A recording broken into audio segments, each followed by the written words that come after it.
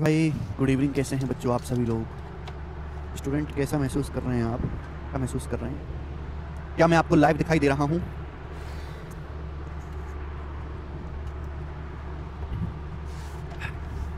क्या मैं आपको लाइव दिखाई दे रहा हूं भाई?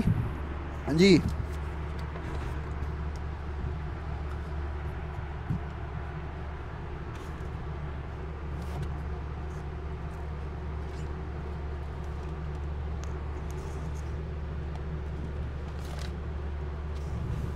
चलिए मैं आपको लाइव दिखाई दे रहा हूं। शुरू करते हैं स्टूडेंट्स आज की कहानी। चलिए, तो कल बच्चों मैंने आपको समझाया था इनकम एक्सपेंडिचर सेविंग वाला टाइप, ठीक है ना? तो अब हम करेंगे यहां से सवाल नंबर 17 अगला टाइप। चलिए ध्यान से सुनिएगा मेरे दोस्तों। अगला टाइप सवाल आपके सामने आएगा टैक्स वाला। अगला क्वेश्चन आपके सामने आएगा मेरे दोस्तों टैक्स वाला। ध्यान से सुनिएगा, प्यार से समझिएगा। देखो सुनो मेरे प्यारे भाई, देखो आप जो भी कमाते हैं मेरे प्यारे भाई वो होता है आपकी total income. Total income Hindi में कहते हैं कुल आय। हिंदी में क्या कहते हैं मेरे दोस्तों? इसको कुल आय। अब अगला टाइप आ रहा है सेकंड टाइप टैक्स वाला। देखिए आप जो पैसा कमाते हो आपकी कुल कमाई है। अब टोटल इनकम में से सरकार कहती है कि हमको इनकम टैक्स दो। क्या कहती है मेरे प्यारे भाई? हमको टैक्स दो। आप पैसा कमाते हैं, उसमें से कुछ पैसा आप सरकार को टैक्स देते हैं। तो टोटल इनकम में से, कुल कमाई में से सरकार को टैक्स देने के बाद आपके पास जो बचता है उसे हम कहते हैं नेट इनकम। क्या कहते हैं मेरे प्यारे भाई? Net income.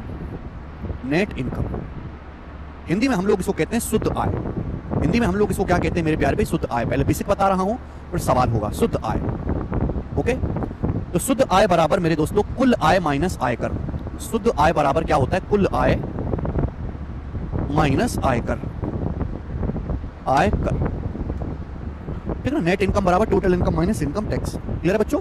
शुद्ध आय बराबर कुल आय माइनस आयकर। एग्जांपल से समझाता हूं मेरे दोस्तों, एग्जांपल से। सपोज आपकी एक महीने की टोटल इनकम 75,000 रुपए है। सपोज आपकी एक महीने की टोटल इनकम जो है वो 75,000 रुपीज है।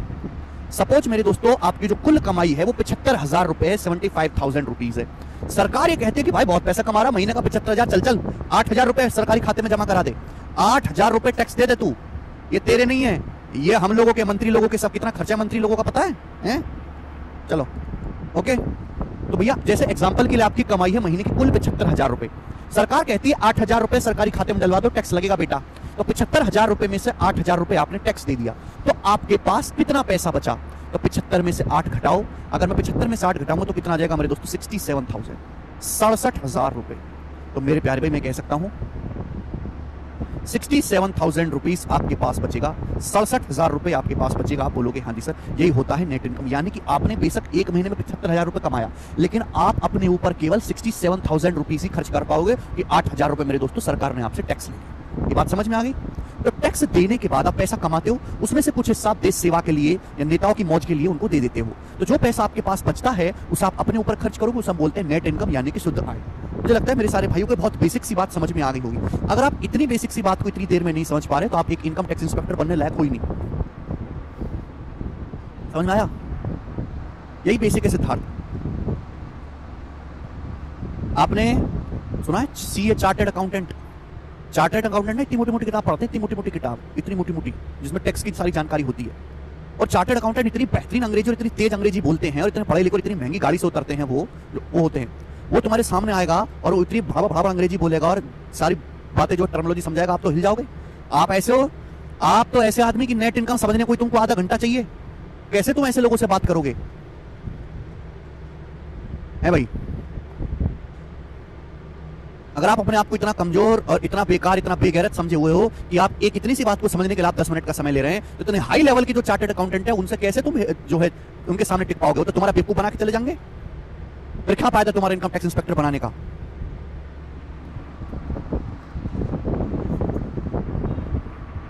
बताओ भाई, एक chartered accountant 15-20 income tax inspector के बराबर अकेला है नॉलेज में। समझ रहे हो? तो अपने आप को इतना गिरा हुआ, इतना नीच मत बताओ कि एक इतनी सी बात को समझने के लिए आप बेसिक की डिमांड करो। इसमें क्या बेसिक बताऊं मैं तुम्हें? किस चीज की कमी है?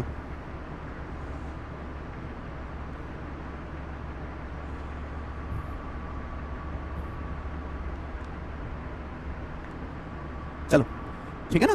तो एग्जांपल से मैंने आपको समझाया कि 75,000 रुपए में से, एग्जांपल के लिए जो आप टोटल पैसे कमाते हैं 75,000, उसमें से 8,000 रुपए सरकार को टैक्स देते हैं, तो आपकी जो कुल कमाई है मेरे प्यारे भाई वो 67,000, जो आपके पास कुल पैसा बचता है वो 67,000 रुपए बचता है। ये है आपकी नेट इनकम, या हिंदी में हम लोग बोलते हैं इसे शुद्ध आय। क्लियर है? ओके। अब बच्चों मैं आपसे पूछूं कि बताइए रेट ऑफ इनकम टैक्स क्या है, आयकर की दर क्या है।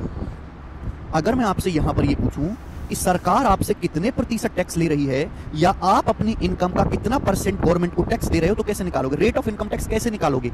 जल्दी से जवाब दीजिएगा। तो देखो रेट ऑफ इनकम टैक्स निकालने का क्या तरीका है कि आप एक महीने में टोटल कितना पैसा कमा रहे हो, 75,000, तो आपकी टोटल कमाई नीचे क्या लिखेंगे, टोटल कमाई। आपकी टोटल कमाई कितनी है, 75,000 रुपीज। आपकी टोटल कमाई कितने बटो, 75,000 रुपए। 75,000 रुपए नीचे क्या लिखेंगे, टोटल इनकम। 75,000 रुपए में से आप ऊपर लिखेंगे सरकार को टैक्स कितना दे रहे हो, 8,000 रुपए।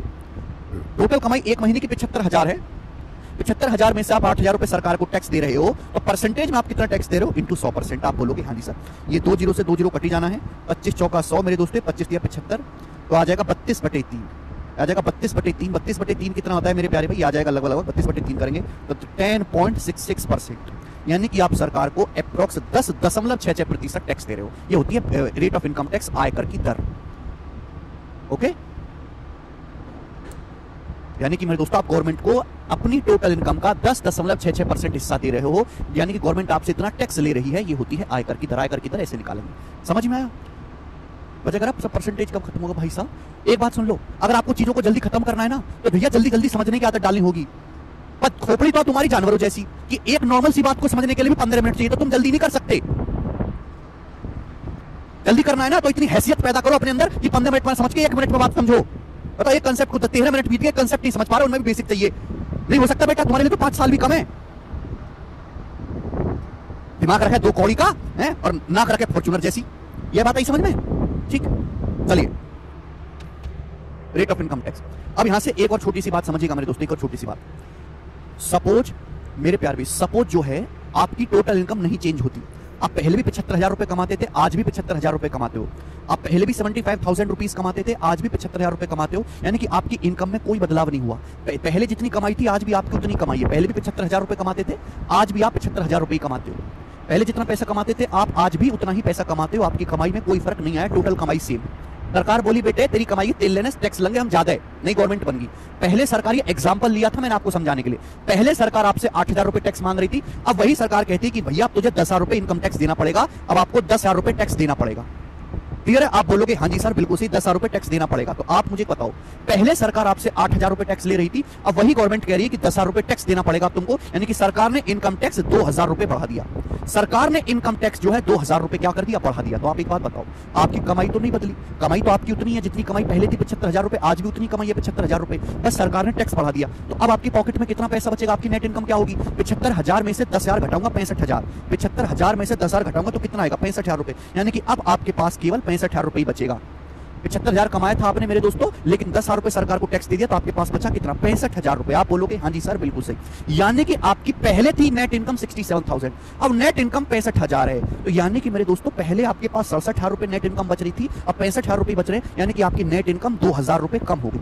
आपकी जो शुद्ध आय है, जो नेट इनकम है, वो 2,000 रुपए कम होगी। बोलो बात समझ में आ गई कि नहीं आई समझ में? आप बोलोगे हाँ जी सर समझ में आई। तो कंसेप्ट ये बनता है कि अगर आपकी टोटल इनकम सेम है, अगर टोटल इनकम सेम है, कुल इनकम अगर आपकी सेम है, तो आप जितना टैक्स बढ़ाओगे, सरकार जितना टैक्स बढ़ाएगी, आपकी नेट इनकम उतनी ही कम हो जाएगी। टैक्स बनता है, ये कंसेप्ट बनता है, समझ में आ गया?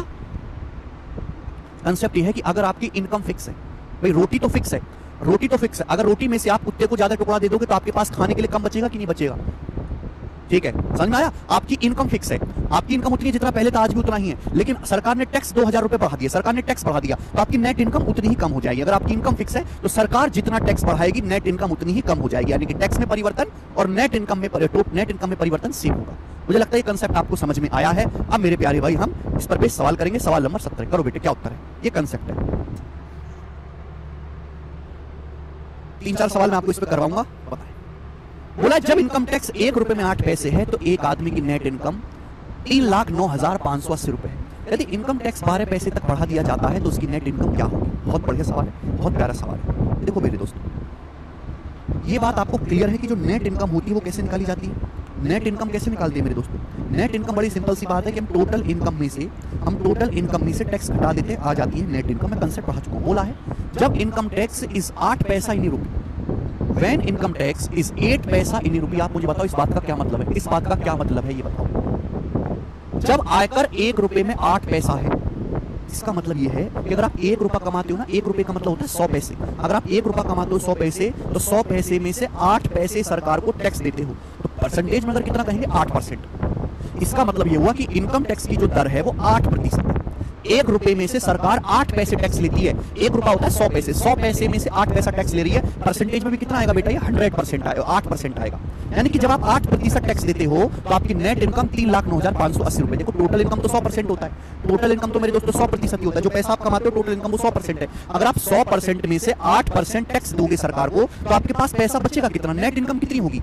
अगर आप 100% में से 8% टैक्स दोगे तो नेट इनकम कितनी होगी, 92%, 92% बचेगा, और 92% नेट इनकम है। जबकि सवाल के अनुसार आदमी की नेट इनकम है कितनी, 3,09,580 रुपए। आप बोलोगे हाँ जी सर, सवाल में बोला है कि जब इनकम टैक्स 12 पैसे तक बढ़ा दिया जाए तो नेट इनकम क्या होगी। इनकम टैक्स 12 पैसे कर दिया, 1 रुपए में सरकार 12 पैसे टैक्स ले रही है, 1 रुपया मतलब होता है 100 पैसा, 100 पैसे में 12 पैसा टैक्स लेगी, यानी कि 12%, तो नेट इनकम क्या होगी भाई। 100 इनकम तो फिक्स है 100%, 100% में से अगर आप 12% टैक्स देंगे तो आपकी नेट इनकम कितनी बचेगी, 100 में से 12 माइनस कर देंगे, 100% में से 12% घटा दो, टैक्स दे दिया तो बचा कितना 88%, तो 88% आप टैक्स नेट इनकम होगी। 88% की वैल्यू आपसे पूछी, सवाल में आपसे 92% की वैल्यू दी है और आपको 88% की वैल्यू पूछी है, ये मेरे को करना है। क्लियर है, आप बोलोगे हाँ जी सर बिल्कुल सही, यही एकदम क्लियर है। अब बताओ जल्दी से, आप देखो बेटे, इस सवाल के ऑप्शन के हर एक एंड में 0 आ रहा है, यानी कि देखो हम 92 से इसको काटेंगे, पूरा कटेगा, क्योंकि यहां भी एंड में 0 है, यहां भी एंड में 0 है, तो 92 से काटेंगे पूरा कटेगा, 1% की वैल्यू निकालेंगे, फिर हम 88% की वैल्यू निकालेंगे। 88 में छुपा होता है 8 और 11, यानी कि आंसर 8 से कटने वाला भी होना चाहिए, 11 से कटने वाला भी होना चाहिए। अगर बेटे आंसर 8 से कटने वाला है तो 8 का नियम है कि लास्ट के 3 डिजिट 8 से कटें। तो देखो ये 8 से नहीं कटता लास्ट के 3 डिजिट, ये 8 से नहीं कटता, ये 8 से नहीं कटता लास्ट के 3 डिजिट, ये अकेला ऑप्शन है जो 8 से कटता है, 296120, ये आंसर हो जाएगा। ये नंबर देखो 11 से भी कटता है, अगर मैं 11 से भाग देखूं 2 6 8 2 10 9 1 10 है ना, ये नंबर 11 से भी कटता है, 8 से भी कट रहा है, तो पहला ऑप्शन आंसर हो जाएगा, बात समाप्त। ठीक है ना, आप कैलकुलेशन थोड़ा दिमाग से करो मेरे दोस्तों, मल्टीपल चेक कर लो। पहला ऑप्शन देखो आंसर जो भी होगा वो 11 से कटेगा, पहला ऑप्शन 11 से भी भाग हो रहा है, 8 से भी भाग हो रहा है, तो यही उत्तर हो जाएगा। पूरी कैलकुलेशन करने लगे तो बहुत टाइम चला जाएगा। बहुत सारे ललित कुमार, आगे चलते हैं। अगला क्वेश्चन, सवाल नंबर है मेरे दोस्तों यहां पर आपके सामने 17 है, 18, 2 क्वेश्चन और है मेरे प्यारे भाई। आसान टाइप है मेरे दोस्तों, मुश्किल नहीं है। देखिए ये सवाल देखो, बहुत प्यारा सवाल है, वेरी वेरी इंपॉर्टेंट। शायद ही ऐसा कोई सरकारी एग्जाम हो जिसमें सवाल ना आया हो, जहां आप रेलवे का पेपर दें, पुलिस का पेपर दें, दरोगा का पेपर दें, सब एग्जाम में इस सवाल को दोनों तरीके से करवाऊंगा, बेसिक से भी, और मेरे दोस्तों फिर मैं इसका एक शॉर्टकट भी बना दूंगा। ये सवाल बार बार आता है पेपर में, बस डाटा बदल दिया जाता है। पहली लाइन बोला है, यदि इनकम टैक्स में 19% की वृद्धि हुई है तो नेट इनकम 1% कम हो गई, इनकम टैक्स की दर क्या है। सवाल के अनुसार बोला गया है यदि इनकम टैक्स 19% बढ़ाया जाता है तो नेट इनकम 1% कम हो जाती है, इनकम टैक्स की दर क्या है। शॉर्ट में लिखो, मैंने आपको पढ़ाया है, मैंने आपको बताया है कि अगर हम टोटल इनकम में से टैक्स घटा देंगे, कुल कमाई में से टैक्स देने के बाद क्या बचता है, नेट इनकम बचता है, शुद्ध आय, जैसा कल आय बोलते हैं इसे, नेट इनकम। सवाल बोला है कि इनकम टैक्स 19% बढ़ाया जाता है तो शुद्ध आय या नेट इनकम 1% कम हो जाती है। अभी 5 मिनट पहले मैंने कंसेप्ट पढ़ाया कि भाई टैक्स को जितना बढ़ाओगे आदमी की नेट इनकम उतनी ही कम हो जाएगी। हमने टैक्स को 19% बढ़ाया, ठीक है। जो भी आप टैक्स पे कर रहे थे मेरे प्यारे भाई, ध्यान सुनिएगा, यहां पे लिख लेता हूं, जो भी आप टैक्स दे रहे हो आपने टैक्स का अमाउंट 19% बढ़ा दिया। बेटा आयकर की दर नहीं बढ़ाई है, इनकम टैक्स 19% बढ़ाया है, आपने टैक्स को कितना बढ़ा दिया, 19% बढ़ा दिया। टैक्स कितना बढ़ा दिया, 19%, तो उससे आदमी की नेट इनकम कितनी कम होगी, 1% कम होगी। नेट इनकम कितनी कम होगी, 1%। अभी मैंने समझाया, तो इस सवाल में टोटल इनकम के बारे में तो कुछ नहीं कहा गया, यानी कि आदमी की टोटल इनकम सेम है, कमाई जितनी पहले थी आज भी उतनी है, बस सरकार ने 19% टैक्स लेना ज्यादा शुरू कर दिया, तो आपकी जो नेट इनकम है वो 1% कम हो जाएगी, बराबर होना चाहिए। जितना टैक्स बढ़ाओगे आदमी की नेट इनकम उतनी कम हो जाएगी, बराबर होना चाहिए। आप बोलोगे आंसर, ये इधर आ जाएगा। तो यहां से इनकम पे लगने वाले टैक्स और आदमी की नेट इनकम का रेशियो कितना आ गया मेरे प्यारे भाई, ये परसेंटेज तो कटी जाना है भी, परसेंटेज तो कटी जाना है, 19 उधर चला जाएगा, 1/19। आप बोलोगे हाँ जी सर बिल्कुल से 1/19, 1/19, यस सर नो। आप बोलोगे जी सर बिल्कुल सही। आपसे पूछा इनकम टैक्स की दर क्या है, रेट ऑफ इनकम टैक्स क्या है, यानी कि मेरे दोस्तों अगर आप सरकार को 1 रुपए टैक्स देते हो तो आपकी जो नेट इनकम है वो 19 रुपए है। अगर आप सरकार को 1 रुपया टैक्स देते हो तो 1 रुपया टैक्स देने के बाद आपके पॉकेट में 19 रुपए बचता है। तो आप मुझे बताओ कि आपकी टोटल इनकम कितनी होगी, आपकी टोटल इनकम आई मतलब टोटल इनकम कितनी होगी, एक बात का जवाब दो मुझे जल्दी से। अगर आप सरकार को 1 रुपए टैक्स देते हो, 1 रुपए, तो आपके पॉकेट में 19 रुपए बचता है। तो आपकी कुल कमाई कितनी होगी? 20 रुपए रही होगी। 20 रुपए, अरे घोचो, 20 रुपए में से अगर आप 1 रुपए सरकार को टैक्स दोगे तभी तो 19 रुपए बचेगा। 20 रुपए में से 1 रुपए टैक्स दोगे तभी तो 19 रुपए बचेगा। यानी कि आपकी जो टोटल इनकम है वो 20 रुपए है, और 20 रुपए में से आप 20 रुपए आपकी कुल कमाई है, और 20 रुपए की कुल कमाई में से सरकार को टैक्स कितना दे रहे हो आप? 1 रुपए। 20 रुपए में से आप सरकार को 1 रुपए टैक्स दे रहे हो। परसेंटेज में कितना आएगा मेरे दोस्तों? परसेंटेज में आएगा इंटू 100%। तो ये कितना आ गया? 5%। इनकम टैक्स की जो दर है वो सी ऑप्शन है, 5%। ये सवाल का बेसिक सॉल्यूशन है, ठीक है ना? ये इसका बेसिक सॉल्यूशन है मेरे दोस्तों, ये है basic, this is the basic. हर एक चीज आपके सामने लिखी हुई है यहां पर, ठीक है ना? चलो, अब पेपर में ये नहीं करना, आपको पता जरूर होना चाहिए, वो कि इंपॉर्टेंट कंसेप्ट है। अगर आज आप एग्जाम पास भी कर गए तो जब आपकी नौकरी लग जाएगी तो नौकरी लगने के बाद भी डिपार्टमेंट में पढ़ाया जाएगा आपको ये, ठीक है ना? अब अंडरस्टैंड नहीं कर सकते तो कुछ नहीं हो सकता बेटे तुम्हारा। अगर आप इस बात को नहीं समझ पा रहे तो तुम कुछ भी समझने लायक नहीं हो बेटा, कुछ और काम कर लो जिंदगी में। अब यहाँ पे शॉर्टकट, तो आप एक रट्टू तोड़ते हो बेटे, फिर आप रट लो शॉर्टकट। तो जब भी ये सवाल आएगा मेरे दोस्तों, बार बार सेम सवाल आएगा, बस यहाँ पे डाटा बदला हुआ होगा, बस ये डाटा चेंज होगा। आपसे क्या पूछा गया? आयकर की दर, रेट ऑफ इनकम टैक्स पूछा गया। बोला है जब इनकम टैक्स 19% बढ़ जाता है, आयकर 19% बढ़ जाता है, 19%, तो नेट इनकम 1% कम हो जाती है। क्या? नेट इनकम 1%, नेट इनकम 1% कम हो जाती है। ये एक रखना है ऊपर, और नीचे क्या करना है? नीचे इन दोनों को जोड़ देना, नीचे इन दोनों को जोड़ देना है। आप बोलोगे ये डायरेक्ट शॉर्टकट है, ये आपके आयकर की दर। डायरेक्ट शॉर्टकट है, आयकर की दर है 1/20 और 1/20 5%। 1/20 5% होता है, बात खत्म, कुछ भी करने की जरूरत नहीं, कुछ भी। एक और सवाल, एक और सवाल, ऐसा ही सवाल नंबर है आपके सामने यहाँ पर 19 करेंगे बेटे। इस सवाल का क्या आंसर करो?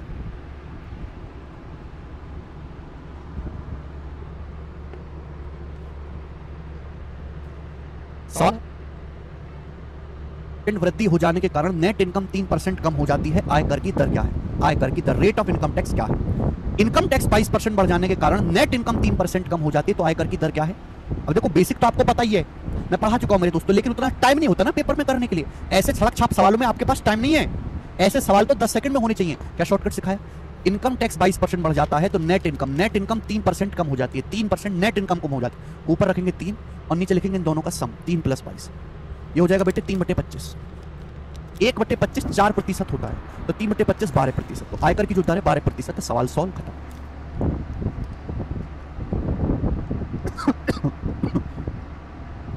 मुझे लगता है कि आप इस टाइप को समझ पाए, ठीक है ना? इसका शॉर्टकट है, ओके? देखो मेरे प्यारे भाई, ऐसे ही पढ़ाया जाता है और आपको इसी तरीके से समझना पड़ेगा। मैं जैसे क्लास शुरू हुई, मैंने आपके सामने बोला कि आज देखो नया टाइप शुरू करेंगे, सेकंड टाइप। सबसे पहले मैंने दोस्तों उसका बेसिक समझाया कि नेट इनकम क्या होता है, इनकम टैक्स क्या होता है, नेट इनकम क्या होता है, हिंदी में क्या कहते हैं, ये कैसे निकाला जाता है, आयकर की दर क्या होती है, हर चीज़ को एग्जाम्पल से समझाया। हर एक चीज़ यहाँ पे बहुत डिटेल में लिखी हुई है। फिर मैंने आपको बहुत धीरे धीरे करके 3 सवाल उस पर करवा दिए, जो तीनों बेसिक सवाल थे, ठीक है ना? अब आप मुझे बताओ, इसके अलावा आपको और कौन सा बेसिक चाहिए?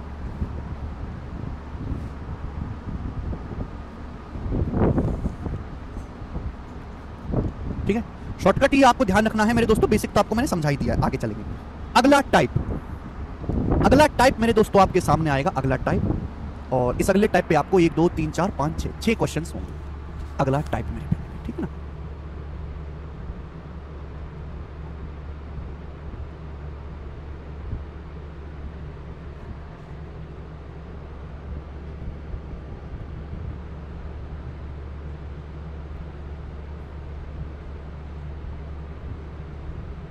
शुरू करते हैं मेरे प्यारे, अगला टाइप।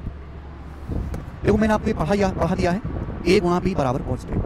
दो संख्याओं का प्रोडक्ट अगर कांस्टेंट है तो एक संख्या जिस अनुपात में चेंज होगी दूसरी उल्टे अनुपात में चेंज होगी। इसी पर बेस्ड सवाल है, लेकिन ये थोड़े स्पेशल क्वेश्चन है, स्पेशल कंफ्यूजिंग लैंग्वेज वाले। Fresh fruit contain 68% water, dry fruits contain 20% water. How much dry fruits can be obtained from 100 kilogram of fresh fruit?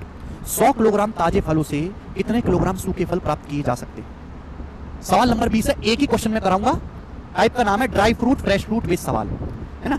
सूखे फल ताजे फल बेस्ड सवाल। सवाल को पढ़ो मेरे दोस्तों। जैसे ताजे जो फल होते हैं मेरे दोस्तों, मार्केट में आप अंगूर खरीद के लाओ ताजे ताजे, तो जो ताजे अंगूर होंगे उनमें पानी ज्यादा होगा, तो ताजे फलों में पानी की मात्रा ज्यादा होती है। तो सवाल में बोला कि ताजे फल जो हैं उनमें 68% पानी होता है, तो बाकी क्या चीज होती है बताइएगा? बाकी क्या चीज होती है? एग्जाम्पल के लिए आप मार्केट से अंगूर खरीद के लाओ, तो ताजे अंगूर खरीद के लाओ, तो ताजे फल में 68% पानी है, तो बाकी क्या चीज है फिर? पल्प। पल्प मतलब होता है छिलका, या वो गूदा वाला पार्ट, या फल का वो हिस्सा जो आप खाते हो मेरे प्यारे, फलों का सॉलिड हिस्सा।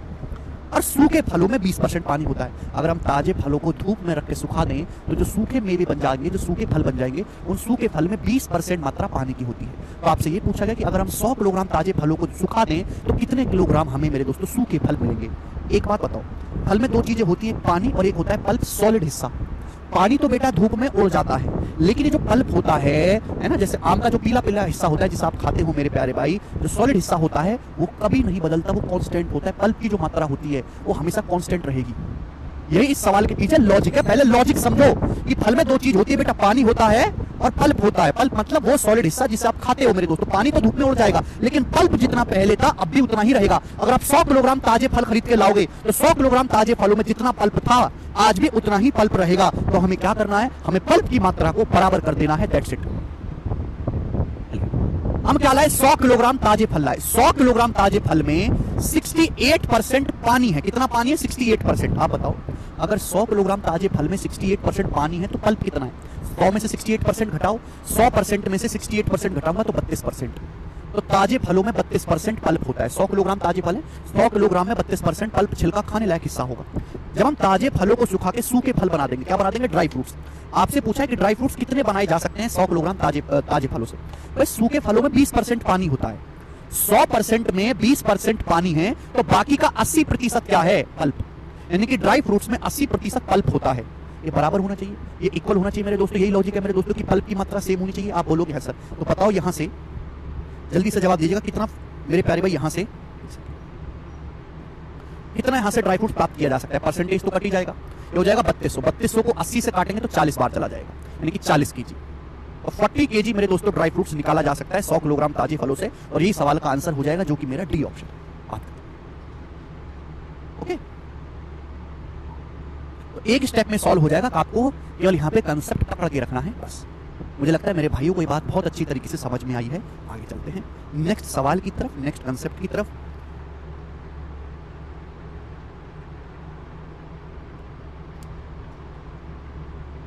फल है 100 किलोग्राम में 32% पल्प, छिलका खाने लायक हिस्सा होगा। इसे समझ में आई है। आगे चलते हैं नेक्स्ट सवाल की तरफ, नेक्स्ट कंसेप्ट की तरफ। ओके, सवाल नंबर है आपके सामने 21, ठीक है ना। मैं आपको 4 सवाल कराऊंगा, इस कंसेप्ट बताओ। सवाल क्या है, एक घोल में 16.5% नमक है, जिसमें से 18 लीटर पानी भाप बन के उड़ जाता है। अब घोल में नमक की सांद्रता 20.9% है। तो आपसे पूछा है सॉल्यूशन विलयन की प्रारंभिक मात्रा कितनी थी, विलयन की प्रारंभिक मात्रा कितनी थी, आपसे पूछा गया। बड़ा प्यारा सवाल है। पहले सवाल का कंसेप्ट समझो। देखो, आपके पास एक घोल है बेटा। ये जो घोल या सॉल्यूशन शब्द है, इसका क्या मतलब होता है, सॉल्यूशन का मतलब होता है एक सॉलिड प्लस लिक्विड। जैसे चीनी पानी मिला दिया, जैसे नमक पानी हमने मिला दिया मेरे दोस्तों, ठीक है ना। ये बात समझ पा रहे हो, क्लियर। इसको बोलते हैं सॉल्यूशन। तो हमारे पास नमक और पानी का घोल है, हमारे पास नमक प्लस पानी का घोल है, सॉल्ट प्लस वाटर का घोल है, ठीक है। नमक और पानी का कुछ घोल है, उसमें नमक कितना है, 16.5% नमक है। कितना नमक है बेटे, 16.5% नमक है। यानी कि बाकी क्या है, बाकी उसमें पानी की मात्रा है। तो हमारे पास नमक पानी का एक घोल है जिसमें 16.5% नमक है, बाकी उसमें पानी है। जब हम इस घोल को गैस पे रख के गर्म करते हैं तो 18 लीटर पानी भाप बन के उड़ जाता है, पानी का वाष्पीकरण हो जाता है। आप बताओ, नमक पानी का घोल है, गैस पे रख के हमने गर्म कर दिया तो पानी उड़ जाएगा भाप बन के। अब जो नमक बचेगा, नमक पानी का घोल बचेगा, वो गाढ़ा गाढ़ा बचेगा कि नहीं, गाढ़ा गाढ़ा बचेगा बेटे। पानी तो उड़ जाएगा भाप बन के, क्या नमक उड़ेगा, नहीं। नमक की मात्रा सेम रहेगी, नमक नहीं उड़ने वाला, नमक की मात्रा सेम रहेगी। यही सवाल का लॉजिक है। अगर आपके पास नमक पानी का घोल है, अगर आप गर्म करोगे तो पानी तो भाप बन के उड़ जाता है, नमक थोड़ा ना उड़ता है भाप बन के। नमक वही बर्तन में जमा रहेगा मेरे दोस्तों, बर्तन में ही रहेगा। क्लियर है। आप बोलो सॉल्यूशन इनटू प्रतिशत ऑफ सॉल्ट, इसी को हम कंसंट्रेशन भी बोलते हैं। परसेंटेज ऑफ सॉल्ट, सॉल्ट के परसेंटेज को कंसंट्रेशन या हिंदी में सांद्रता भी बोलते हैं। आपके पास एक नमक पानी का घोल है जिसमें 16.5% नमक है। हम इसमें मेरे दोस्तों गर्म करते हैं, 18 लीटर पानी भाप बन के उड़ जाता है। अब घोल में नमक, जहाँ से बात है, पानी बढ़ के अगर उड़ जाएगा भाप बन के तो गाढ़ा गाढ़ा सॉल्यूशन बचेगा, उसमें नमक की मात्रा ज्यादा होगी, पानी कम हो जाएगा। तो नमक की मात्रा कितनी है, नमक की सांद्रता कितनी है, 20.9%। तो आपसे पूछा है विलयन की प्रारंभिक मात्रा क्या है, सॉल्यूशन की इनिशियल क्वांटिटी क्या है। देखो, नमक की मात्रा कैसे निकालते हैं, total solution into percentage of salt. Total solution into percentage of salt, इसी को हम कंसंट्रेशन या सांद्रता भी बोलते हैं। आप कहोगे सर ये फॉर्मूला तो हमें पढ़ा ही नहीं है, तो हमें आता ही नहीं। अरे घोंचू, ये चीज पढ़ाई नहीं जाती, आती है इंसान को। पढ़ाई तो मैंने 2 दूनी 4 भी नहीं, आता नहीं क्या तुम्हें, हैं? हाँ सुनिएगा, एग्जांपल से बता देता हूँ। जैसे आपके पास टोटल 50 लीटर नमक पानी का घोल है, एग्जांपल के लिए, जैसे आपके पास टोटल 50 लीटर नमक पानी का घोल है, 50 लीटर क्या है, नमक पानी का घोल है। आपसे कहा जाता है इस 50 लीटर नमक पानी के घोल में 24% सॉल्ट है। क्या है? 24% सॉल्ट है। मैं आपसे कहता हूं मेरे प्यारे भाई कि एग्जांपल ले रहा हूं मैं, सवाल का कोई लेना देना नहीं है यार, हर बात को एग्जांपल से बताता हूं मैं। जैसे आपके पास 50 लीटर घोल है, उस 50 लीटर घोल में 24% नमक है। नमक का प्रतिशत कितना? 24% है। हिंदी में बोलूं तो उसमें नमक का कंसंट्रेशन है, नमक की सांद्रता 24% है। तो कितना नमक होगा? नमक की मात्रा क्या होगी? 50 लीटर का 24% कितना होता है? 12। यानी कि नमक की जो मात्रा होगी बर्तन में वो 12 लीटर होगी। ये आएगा। समझ में आया? क्लियर है? आप बोलोगे हाँ जी सर बिल्कुल सही, क्लियर है। अभी मैंने आपको समझाया, अगर आपके पास नमक पानी का घोल है मेरे प्यारे भाई, अगर आप उसको गर्म करोगे तो पानी तो भाप बन के हो जाएगा, लेकिन नमक की जो मात्रा है वो सेम रहेगी। क्वांटिटी ऑफ सॉल्ट, नमक की जो मात्रा है मेरे दोस्तों वो सेम रहेगी, वो कहीं नहीं जाने वाली। और बेटे मैंने आपको पढ़ाया है प्रतिशत की पिछली सीट में, मैंने आपको पढ़ा दिया कि अगर दो संख्याओं का प्रोडक्ट कांस्टेंट है, दो संख्याओं का प्रोडक्ट सेम है, तो एक संख्या जिस अनुपात में चेंज होगी दूसरे उसके उल्टे अनुपात में चेंज होगी। पहले बर्तन में नमक की जो सांद्रता थी, नमक का जो कंसंट्रेशन था पहले बर्तन में 16.5% था। अब 18 लीटर पानी भाप बन के उड़ गया। अब नमक का कंसंट्रेशन अब बर्तन में कितना परसेंट नमक है? 20.9%। तो बताओ ये किस अनुपात में चेंज हुआ? रेशियो क्या है? ये रेशियो क्या है? किससे जा रहा है? 11 से जा रहा है बेटा, 11 से। 11 से जा रहा है 16.5, 11 से काटेंगे 15 बार। इसको 11 से काटूंगा तो 11 कम 11 बचेगा 9, 11 99, 15:19, 15:19। 11 से काटूंगा 15 बार जाएगा, ये 19 बार जाएगा। रिवर्स रेशियो होगा। सॉल्यूशन किस अनुपात में चेंज हुआ होगा? उल्टे अनुपात में 19:15। जो टोटल सॉल्यूशन है वो किस अनुपात में चेंज हुआ होगा? रिवर्स रेशियो में 19:15। आप बोलोगे हाँ जी सर बिल्कुल सही। यानी कि अगर पहले टोटल सॉल्यूशन 19 था तब 19 से 15 हो गया मेरे दोस्तों। टोटल सॉल्यूशन 19 से 15 हो गया तो कितना कम हो गया मेरे दोस्तों? 4 यूनिट कम हो गया। आप बोलोगे ये सर 4 यूनिट कम क्यों हो गया? कि 18 लीटर पानी भाप बन के उड़ गया। जो नमक पानी का घोल था उसमें टोटल 18 लीटर पानी भाप बन के उड़ गया, लेकिन 4 यूनिट की वैल्यू ही सवाल में 18 लीटर दे रखी है। कितने गुना है भाई? कितने गुना है? 4 का 18 कितने गुना होता है? 4.5 गुना। 18/4 4.5 गुना है। आप बोलोगे हाँ जी सर।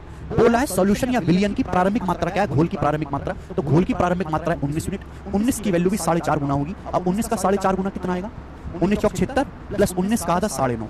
76 में 9.5 जोड़ेंगे तो 85 लीटर। तो घोल की जो प्रारंभिक मात्रा है वो 85 लीटर है, 85.5 लीटर है। और यही सवाल का आंसर है, ए ऑप्शन समझ में आएगा।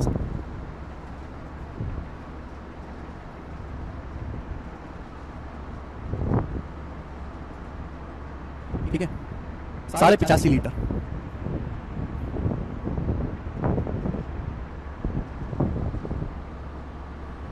बेहतरीन सवाल था मेरे दोस्तों, ठीक है ना। चलिए और करवाता हूं मैं आपको इस पर सवाल। सेम कांसेप्ट है, सेम कांसेप्ट है और सवाल आपको करवाऊंगा। सवाल है आपके सामने बेटे यहां पर 22 नंबर क्वेश्चन। देखो ये सवाल रेलवे के पेपर में आया है। ये सवाल ditto same to same railway के पेपर। 38% चीनी के घोल के 90 मिलीलीटर में कितना पानी मिलाना चाहिए ताकि यह 17.1% चीनी का घोल बन जाए, ताकि यह 17.1% चीनी का घोल बन जाए। देखो ध्यान सुनिए।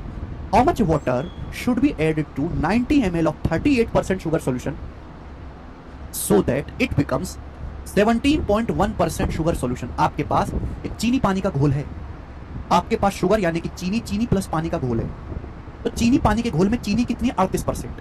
चीनी पानी के घोल में 38% चीनी है। कितना सॉल्यूशन आपके पास? 90 ml। चीनी पानी का 90 मिलीलीटर आपके पास सॉल्यूशन है, घोल है। चीनी पानी का 90 मिलीलीटर घोल है, ठीक है ना। आपके पास चीनी पानी का एक घोल है, 90 मिलीलीटर घोल है, उसमें 38% चीनी है। बोला यह गया कि कितना पानी और इसमें मिलाया जाए कि चीनी की जो सांद्रता है, जो चीनी का परसेंटेज है वो 17.1% हो जाए। जाहिर सी बात है चीनी पानी का घोल है, अगर आप उसमें पानी मिला दोगे तो भैया सॉल्यूशन पतला हो जाएगा, भाई चीनी कम रह जाएगी, पानी ज्यादा हो जाएगा। तो चीनी कम हो जाएगी तो चीनी का परसेंटेज भी कम हो जाएगा मेरे प्यारे भाई, ठीक है ना। आप बोलोगे हाँ जी सर कितना पानी हमको मिलाना चाहिए? सिंपल सी बात है, अगर चीनी पानी का घोल है, आप उसमें पानी मिला रहे हो तो चीनी तो नहीं मिलाई, चीनी की क्वांटिटी तो सेम है।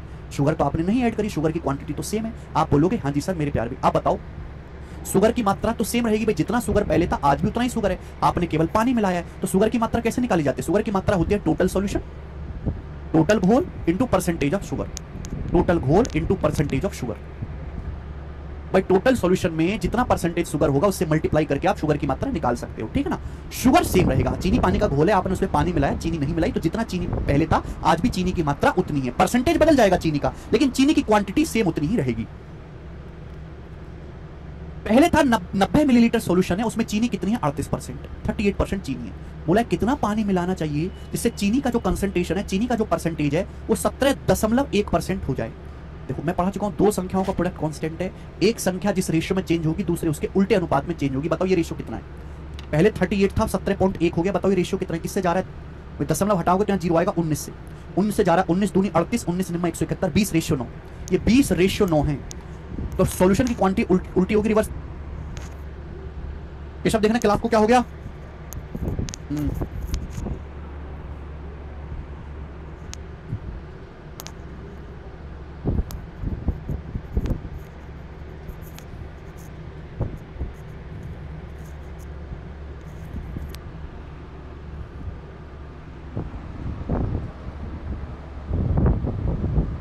बफरिंग बता रहे। अरे सही चल रही है अब।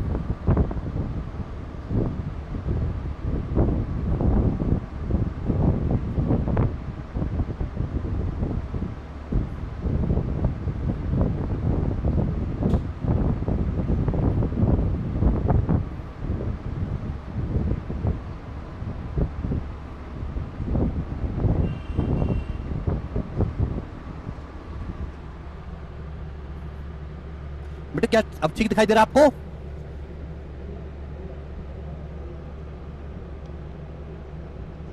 ये एप्लीकेशन में गड़बड़ हो रहा है? एक बार मैं फिर से एक्सप्लेन कर देता हूं, कोई दिक्कत नहीं है। हमारे पास चीनी पानी का एक घोल है, शुगर प्लस वाटर का घोल है। उसमें कितनी शुगर है? 38% चीनी है। 38% चीनी वाला एक घोल है, 90 मिलीलीटर। 90 मिलीलीटर टोटल घोल है। 90 मिलीलीटर में 38% चीनी है।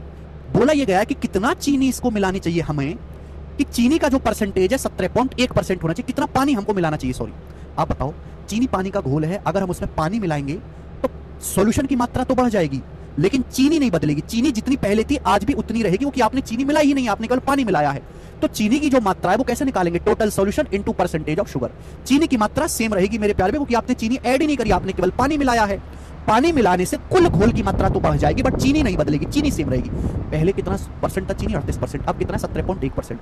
आपको पता है दो संख्याओं का प्रोडक्ट कांस्टेंट है, सेम है। तो एक संख्या जिस अनुपात में चेंज होगी दूसरे उसके रिवर्स रेशियो में चेंज होगी। अब इनका अगर मैं रेशियो लूंगा तो किससे जाएगा? 19 से जाएगा। 19 से क्या? 1.9 से काट लो। ये 1.9 से जाएगा 20 बार, ये जाएगा 1.9 से 9 बार। ये 20:9 है, तो घोल की मात्रा रिवर्स रेशियो में चेंज होगी, 9:20। पहले कितना घोल था? 90 ml। 9 की वैल्यू 90 ml। बोला कितना पानी मिलाना चाहिए? सॉल्यूशन 9 से 20 हो गया, कितना बढ़ गया? 11 यूनिट। तो 11 की वैल्यू भी 10 गुना। 9 की वैल्यू 90 ml 10 गुना, तो 11 की वैल्यू भी 10 गुना 110 ml। तो हमें 110 ml पानी मिलाना चाहिए, आंसर हो जाएगा।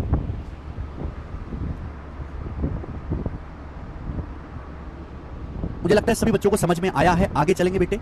सवाल नंबर है स्टूडेंट आपके सामने यहां पर अगला, इसी कंसेप्ट पर बेस्ड सवाल। सवाल नंबर है 23, बताएं। सवाल नंबर 23 बनाओ। कौन करेगा जी इस क्वेश्चन को?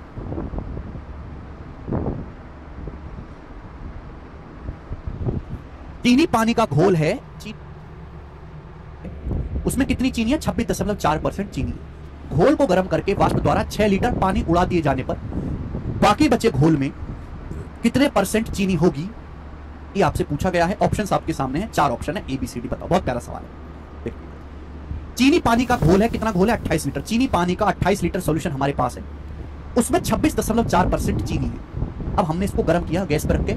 जब गर्म किया तो चीनी तो नहीं उड़ेगी, चीनी तो बर्तन में रहेगी। 6 लीटर पानी उड़ गया जी भाप बन के। जब 6 लीटर पानी उड़ गया भाप बन के, तो चीनी पानी का घोल थोड़ा गाढ़ा हो जाएगा, क्योंकि पानी कम हो गया। जब गैस पर रख के आप चीनी पानी के घोल को गर्म करोगे तो पानी को 6 लीटर भाप बन के उड़ जाएगा, तो चीनी पानी का घोल जो वो गाढ़ा हो जाएगा, उसमें चीनी की मात्रा बढ़ जाएगी, चीनी की जो है परसेंटेज बढ़ जाएगी मेरे प्यारे। तो पूछा है बचे घोल में कितने परसेंट चीनी होगी। तो मेरे दोस्तों सेम कंसेप्ट यहां पे लगेगा, सेम कंसेप्ट यहां पे लगेगा मेरे प्यारे भाई, कि जब आप चीनी पानी के घोल को गर्म करोगे तो पानी तो भाप बन के उड़ जाएगा, लेकिन शुगर जो है वो कहीं नहीं जाने वाली। शुगर सेम उतनी रहेगी जितनी पहले थी। अब शुगर की मात्रा कैसे निकाली जाती है? शुगर की मात्रा होती है बेटा टोटल सॉल्यूशन या टोटल घोल into percentage of sugar. Total घोल इनटू प्रतिशत ऑफ शुगर। आप बोलोगे हाँ जी सर बिल्कुल सही। हमारे पास एक चीनी पानी का घोल था 28 लीटर। कितना घोल था? 28 लीटर मेरे प्यारे भाई, जिसमें 26.4% चीनी थी। हमने गर्म किया, 6 लीटर पानी उड़ गया भाप बनके, तो 28 लीटर टोटल घोल था। 28 में से 6 लीटर पानी उड़ गया भाप बनके, तो बचा कितना? 22 लीटर घोल बचा। 22 लीटर। आप बताओ, जब पानी भाप बनके उड़ जाएगा तो चीनी की मात्रा तो सेम रहेगी। बर्तन में जितनी चीनी थी पहले, आज भी चीनी उतनी रहेगी। आपको पता है कि दो संख्याओं का प्रोडक्ट अगर कांस्टेंट है, एक संख्या जिस अनुपात में चेंज होगी दूसरे उसके उल्टे अनुपात में चेंज होगी। ये 28 लीटर 22 लीटर का रेशियो क्या है? 14:11। 2 से 28 14 बार जाएगा, 22 11 बार जाएगा, 14:11। तो शुगर का परसेंटेज रिवर्स होगा, 11:14। शुगर का जो परसेंटेज है उल्टा होगा, 11:14। आप बोलोगे हाँ जी सर, यानी कि अगर पहले बर्तन में शुगर कंसंट्रेशन 11 था, 11 की वैल्यू सवाल में कितनी थी? पहले बर्तन में कितनी चीनी थी? पहले बर्तन में 26.4% चीनी थी, तो 11 की वैल्यू 26.4% है। कितने गुना? तो आप सर 11 से भाग दो, 11 दूनी 22 बचेगा 4, 11 चौक 44, 2.4 गुना। पूछा अब बर्तन में कितनी चीनी होगी, कितने परसेंट चीनी होगी? तो 14 की वैल्यू भी 2.4 गुना होगी। 14 की वैल्यू भी 2.4 गुना होगी। 14 दूनी 28, 14 चौका 56। 28 में 5.6 जोड़ेंगे तो 28 5 33.6%। यानी कि हम ये कह सकते हैं मेरे प्यारे भाई कि अब बर्तन में चीनी की जो कंसंट्रेशन होगा वो 33.6% होगा। ये सवाल का आंसर है। 33.3 नहीं आएगा बेटा, 33.6% आएगा। बताओ मजा आया?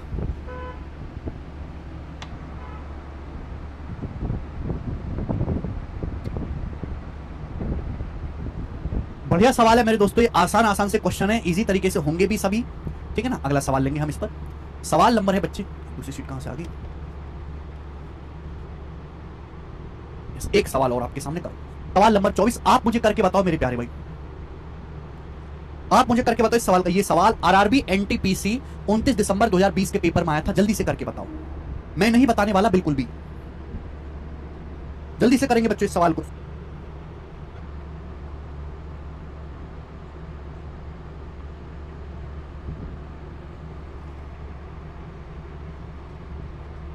आपसे पूछा है कितने परसेंट जनसंख्या। बहुत प्यारा सवाल है, बहुत बेसिक सवाल है, करेंगे मेरे दोस्तों। बिल्कुल अलग क्वेश्चन है। जैसे एक शहर है, एक शहर में 40% पुरुष शादीशुदा हैं और 25% महिलाएं शादीशुदा हैं। शहर है तो केवल शहर के बारे में सोचो, शहर से आगे की दुनिया मत सोचो, ठीक है भाई। कोई भी आदमी एक से अधिक बार शादी नहीं करता है। तो पूछा पूरी जनसंख्या का कितना परसेंट मैरिड है। भाई मैंने मान लिया कि एक शहर में एम मेल है, एक शहर में मेरे दोस्तों हमने मान लिया कि एम तो मेल है और मेरे दोस्तों डब्ल्यू जो है वो आपके एम मेल है और एफ जो है मेरे दोस्तों फीमेल है। बात समझ में आ गई? आप बोलोगे हाँ जी सर। हमने मान लिया कि एक शहर में एम पुरुष है और एफ फीमेल है मेरे प्यारे भाई। तो बोला गया है कि 40% पुरुष शादीशुदा है। तो मेल पॉपुलेशन का 40% शादीशुदा है, यानी कि दुखी है। मेल का, पुरुषों का 40% शादीशुदा है। महिलाएं कितनी शादीशुदा है? 25%। तो फीमेल का 25% मैरिड है, यानी कि दुखी कर रही हैं। फीमेल का 25% शादीशुदा है। आप बोलोगे हाँ जी सर। तो आपको ये बात पता होनी चाहिए कि कोई भी आदमी एक से ज्यादा शादी नहीं करता है कोई भी, यानी कि एक आदमी करेगी एक औरत से शादी, एक औरत करेगा एक आदमी से शादी, यानी कि जितने आदमियों की शादी हुई होगी, जितने पुरुष की शादी हुई होगी, उतनी ही औरतों की भी शादी हुई होगी। अगर सपोज 10 पुरुष की शादी हुई है तो 10 ही औरतों की शादी होगी। मेल का 40% मैरिड है, फीमेल का 25% मैरिड है। तो जितने मेल मैरिड है उतने फीमेल मैरिड है, बराबर होना चाहिए। यहां से मेल और फीमेल की संख्या का रेशियो कितना आ जाएगा? यहां से मेल और फीमेल की संख्या का अनुपात कितना आ जाएगा? जल्दी से बताओ, किससे जाएगा? 5 से। 5 8 40 आ जाएगा जी, 5 5 25। तो आ जाएगा मेल और फीमेल की संख्या का रेशियो 5:8 आ गया। मेल और फीमेल की संख्या का जो रेशियो है मेरे दोस्तों वो 5:8 आ गया। आप बोलोगे हाँ जी सर बिल्कुल सही, कोई भी इसमें परेशानी नहीं है। यानी कि अगर गांव में 5 मेल है तो 8 फीमेल है, अगर गांव में 5 पुरुष हैं तो 8 औरत है, यानी कि टोटल लोग कितने हैं फिर? 13। भाई अगर गांव में 5 मेल है 8 फीमेल है तो टोटल लोग कितने मेरे दोस्तों? 5 जमा 8 टोटल 13 लोग हैं। आपसे पूछा है टोटल कितने परसेंट लोग विवाहित है, टोटल कितना परसेंट मैरिड है। तो मेरे प्यारे भाई एक बात का जवाब दो, अगर गांव में 5 पुरुष है तो 8 औरत है। पुरुषों का 40% शादीशुदा है। पुरुष अगर 5 है तो 5 का 40% शादीशुदा है। 5 का 40% होता कितना है? 2। 5 का 40% 2 होता है बेटे। 5 का 40% होता है 2/5। 5 से 5 कट जाएगा 2। 5 का 40% 2 होता है, यानी कि अगर 2 पुरुषों की शादी हुई है तो 2 ही औरतों की भी शादी हुई होगी। अगर 2 पुरुषों की, चाहे आप यहां से निकालो चाहे यहां से निकालो, अगर आप 8 का 25% में निकालोगे तो भी 2 ही आएगा। अगर 2 पुरुष की शादी हुई है तो 2 ही औरतों की शादी हुई होगी। तो टोटल शादीशुदा लोग कितने? 4। टोटल मैरिड लोग कितने मेरे दोस्तों? 4। आप बोलोगे हाँ जी सर। यानी कि 13 लोगों में से 4 लोग ऐसे हैं जो शादीशुदा हैं। 13 में से 4 लोग आपके शादीशुदा हैं। तो परसेंटेज में कितना हो गया? इंटू 100%। परसेंटेज में कितना हो गया मेरे दोस्तों? इंटू 100%। कितनी बार जाएगा भैया? 13 × 39 अभी बच जाएगा 10। अब 13 फिर चला जाएगा मेरे दोस्तों 0 और 13 8 104, अप्रॉक्स 30.8% के आसपास आंसर है सी ऑप्शन। तो पूरी जनसंख्या का लगभग 30.8% शादीशुदा है पूरी जनसंख्या का। मुझे लगता है मेरे भाइयों को ये बात अच्छी तरीके से समझ में आई। ठीक है, आसान सवाल है। आगे चलते हैं मेरे भाई नेक्स्ट कंसेप्ट की तरफ, नेक्स्ट वैरायटी की तरफ, नेक्स्ट टाइप की तरफ। सब लोग अपनी कॉपी में लिखेंगे मेरे दोस्तों percentage break method. Percentage break method अगला जो कंसेप्ट है मेरे दोस्तों परसेंटेज ब्रेक मेथड है। बहुत प्यारा कंसेप्ट है, उम्दा कंसेप्ट परसेंटेज ब्रेक मेथड। ठीक है ना, परसेंटेज ब्रेक मेथड। ओके चलो, परसेंटेज ब्रेक मेथड। मैं इस मेथड को समझने के लिए मैं आपसे बहुत छोटी सी बात पूछता हूं, एक एग्जांपल पूछता हूं। जैसे भाई एक गांव में आदमी भी रहते हैं औरत भी रहते हैं, एक गांव में मेल भी रहते हैं फीमेल भी रहते हैं, और मेल प्लस फीमेल मिला के होता है टोटल लोग। मेल प्लस फीमेल मिला के होता है कुल लोग टोटल। आप बोलोगे हाँ जी सर ये तो बहुत मामूली सी बात है। बच्चों मैं आपसे एक सवाल पूछता हूं कि एक गांव में मेल जो है पुरुष जो वो 5% बढ़ गए, एक गांव में पुरुष आबादी 5% बढ़ गई, पुरुष आबादी, पुरुष 5% बढ़ गए, और औरतों की आबादी भी 5% बढ़ गई। यानी कि पहले जितनी औरतें थी अब उससे 5% ज्यादा औरतें गांव में मौजूद है। पुरुष भी 5% बढ़ गए, औरत भी 5% बढ़ गई। तो आप बताओ कुल आबादी कितना प्रतिशत बढ़ जाएगी? कुल आबादी कितना प्रतिशत बढ़ जाएगी, ये मेरा सवाल है। बहुत छोटी सी बात पूछी है मेरे प्यारे भाई, लेकिन मेरे दोस्तों समझ नहीं पाएंगे। जैसे एक गांव में आदमी पुरुष भी रहते हैं, औरत भी रहती है। अब पुरुषों की जो आबादी है, जो पुरुषों की पॉपुलेशन है, वो 5% बढ़ गई। यानी कि अगर पहले 100 पुरुष थे तो 5 बढ़ के 105 हो गई। औरतों की आबादी भी 5% बढ़ गई। आप मुझे बताओ तो टोटल आबादी यानी कि मेल प्लस फीमेल कितना परसेंट बढ़ जाएगा? मेल प्लस फीमेल कितना परसेंट बढ़ जाएगा? कुछ बता रहे हैं 10.25 है ना, उन्होंने 5 और 5 का सक्सेसिव का फॉर्मूला लगा लिया। कुछ बता रहे हैं 10%। आहा, बेटे बीच में किसका साइन है? यहां बीच में प्लस का साइन है, प्लस का साइन। बीच में किसका साइन है? प्लस का साइन है। Male plus female, male plus female, बीच में प्लस का साइन है बेटे।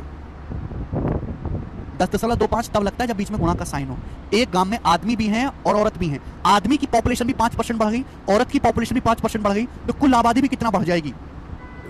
5% ही बढ़ेगी। एक बात बताओ, हमारे शहर में ना बहुत सारे सेक्टर हैं। हमारे शहर में मेरे जैसे हमारा देश है मेरे दोस्त, हमारे देश में कुछ लोग खेती किसानी करते हैं, कुछ लोग एमएनसी में काम करते हैं, है ना, कुछ लोग प्राइवेट बिजनेस करते हैं अपना, कुछ लोग प्राइवेट नौकरी करते हैं, कुछ सरकारी नौकरी करते हैं मेरे दोस्तों, कुछ इलीगल काम करते हैं, कुछ जो है जिनकी खुद की फर्म है, कुछ चार्टर्ड अकाउंटेंट है, सीए है, डॉक्टर है, इंजीनियर है। बहुत सारे प्रोफेशन हमारे देश में है। मैं आपसे कहूँ कि हर आदमी की, हर मेरे दोस्तों हर प्रोफेशन की तनख्वाह 10% बढ़ गई। मैं आपसे कहता हूं कि हर काम करने की तनख्वाह, काम करने वाले की तनख्वाह 5% बढ़ गई एग्जांपल के लिए। तो आप बताओ पूरे देश की इकोनॉमी कितना परसेंट बढ़ जाएगी?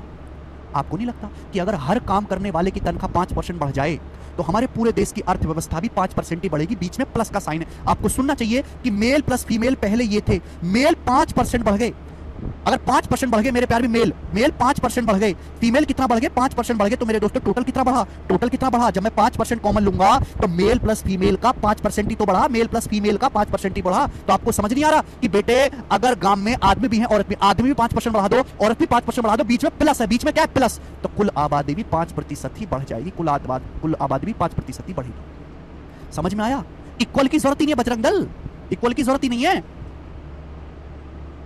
ठीक है, आपके परिवार में मम्मी है, पापा है, भाई है, बहन है, हर आदमी का प्रमोशन हो जाए, हर आदमी की तनख्वाह 20% बढ़ जाए। हर आदमी की तनख्वाह, सबकी तनख्वाह अलग अलग है, सबकी तनख्वाह अलग अलग है आपके परिवार में, हर आदमी की तनख्वाह 20% बढ़ जाए तो पड़ोसी से जाकर क्या कहोगे? आज हमारी पूरी फैमिली का 20% प्रमोशन हो गया। पूरी फैमिली का, पूरी फैमिली मतलब मम्मी पापा प्लस भाई प्लस बहन, प्लस आएगा हमेशा बीच में। ठीक है ना? ओके, तो आप कहोगे हमारी पूरी फैमिली का 20% प्रमोशन हो गया। ठीक है, तो बहुत छोटा सा कंसेप्ट है, मुझे लगता है सभी को समझ में आया होगा। ओके, अब इस पर बेस्ड सवाल है मेरे दोस्तों, यही है कि बेसिक कंसेप्ट, इसके अलावा और कोई बेसिक नहीं है। जैसे आपके सामने मेरे प्यारे भाई ये सवाल है, मुझे इस सवाल को करके बताएं। बहुत बेहतरीन तरीके से मैं आपको क्वेश्चन समझाऊंगा, मजा आएगा आपको सवाल करके। सवाल में कहा गया है कि एक गांव की जनसंख्या 9800 है।